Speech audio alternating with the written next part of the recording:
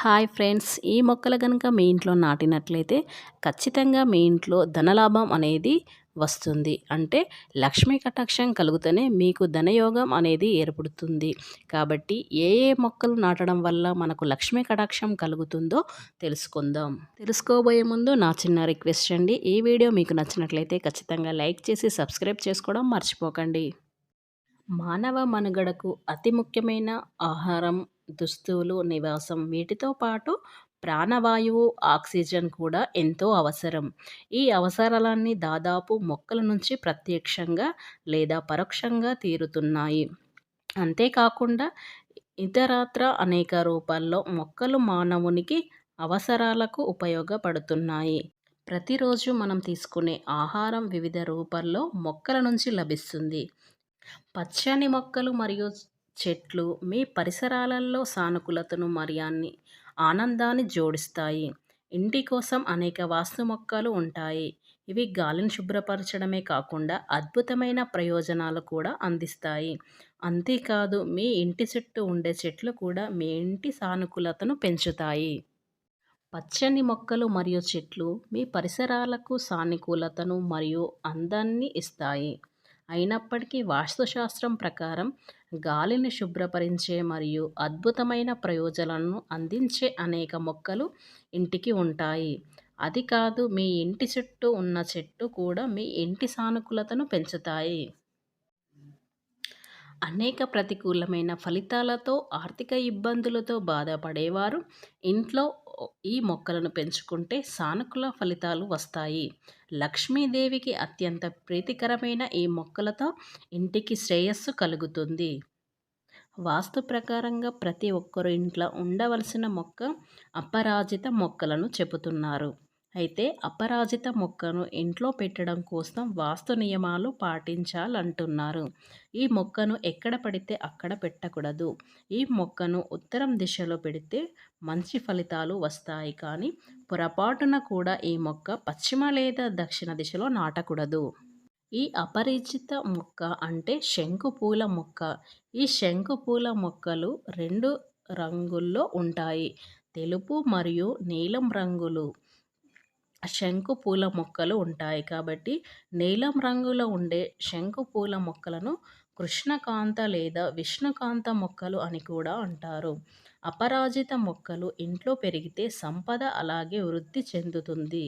కాబట్టి ఈ శంకు మొక్కలను ప్రతి ఒక్కరింట్లో పెట్టుకోవాలి.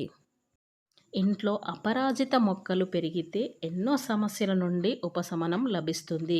ఈ మొక్కలు లక్ష్మీదేవికి బాగా ఇష్టమైన మొక్కలు కావడంతో ఆదాయానికి లోటు ఉండదు. ముఖ్యంగా ఇంట్లో నీలిరంగు అపరాజిత మొక్కలు నాటితే కుటుంబ సభ్యుల మధ్య సంతోషం వెల్లివిరుస్తుంది.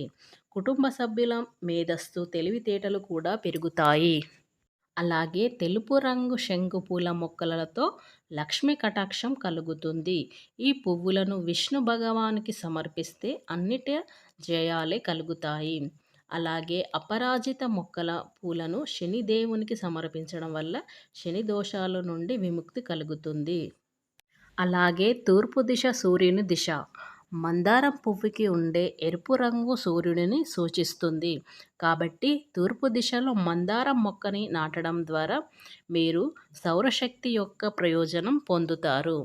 ఉత్తరం దిక్కు దేవతల దిక్కు కాబట్టి అక్కడ ఎర్రని మొక్కను నాటితే దైవానుగ్రహం కలుగుతుంది. లక్ష్మీదేవికి ఎర్రని పువ్వులంటే చాలా ఇష్టం. మందారం పువ్వు ఇంటి ప్రతికూల శక్తిని తొలగిస్తుంది. మీరు ఆర్థిక సమస్యలతో సతమతమవుతుంటే ఎన్నో ప్రయత్నాలు చేసినా మీ ఆర్థిక పరిస్థితి పడకపోతే ఖచ్చితంగా మీ ఇంట్లో మందార పూల మొక్కను నాటండి. తప్పకుండా మహాలక్ష్మి అనుగ్రహం మీకు లభిస్తుంది.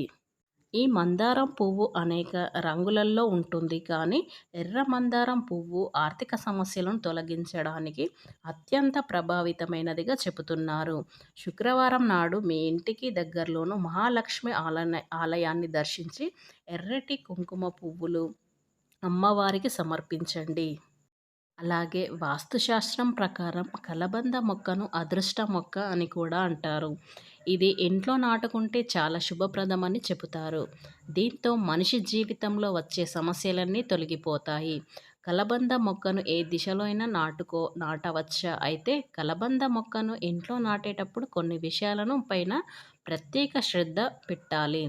కలబంద మొక్కను ఇంట్లో పెట్టేటప్పుడు సరైన స్థలంలో పెడితే కీర్తికి, సంపదకు, ఆనందానికి లోటు ఉండదు.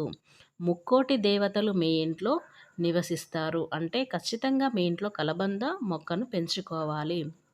పొరపాటున కూడా కలబంద మొక్కను ఇంటికి వాయువ్య దిశలో పెట్టకూడదు. ఇది ఇంట్లో ప్రతికూలతను తీసుకువస్తుంది. ఒకవేళ అలా పెడితే అది చెడు ఫలితాలను ఇస్తుంది.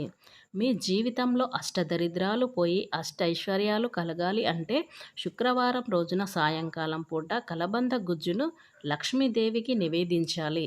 తర్వాత ఆ కలబంద గుజ్జును నీటిలో వేసుకొని స్నానం చేయాలి. ఇలా చేస్తే ఆర్థికంగా బాగా కలిసి వస్తుంది. మీ ఇంటిపై నరదృష్టి తొలగిపోవాలంటే మంగళవారం రోజు కలబంద మొక్కను తలకిందులుగా వేలాడదీయడం. ఇలా చేస్తే శని దోషాలు, శని బాధలు అన్నీ తొలగిపోతాయి. అలాగే జీవితంలో శ్రేయస్సు మరియు ఆనందం కావాలంటే ఇంటికి పశ్చిమ దిశలో కలబంద మొక్కను నాటుకోవచ్చు. ఇంటి తూర్పు దిశలో కలబంద మొక్కను నాటితే మంచి ఉద్యోగం పొందుతారు. అలాగే మానసిక ప్రశాంతత లభిస్తుంది. అలాగే కలబంద మొక్కను ఆగ్నేయంలో ఉంచడం వల్ల కుటుంబ సభ్యులకు విజయం మరియు పురోగతి కలుగుతుంది. అలాగే ఆగ్నేయ దిశలో ఉంచడం వల్ల డబ్బు, ప్రమోషన్లు రెండూ లభిస్తాయి. కలబంద మొక్క కీర్తి ప్రతిష్టలను పెంచుతుంది.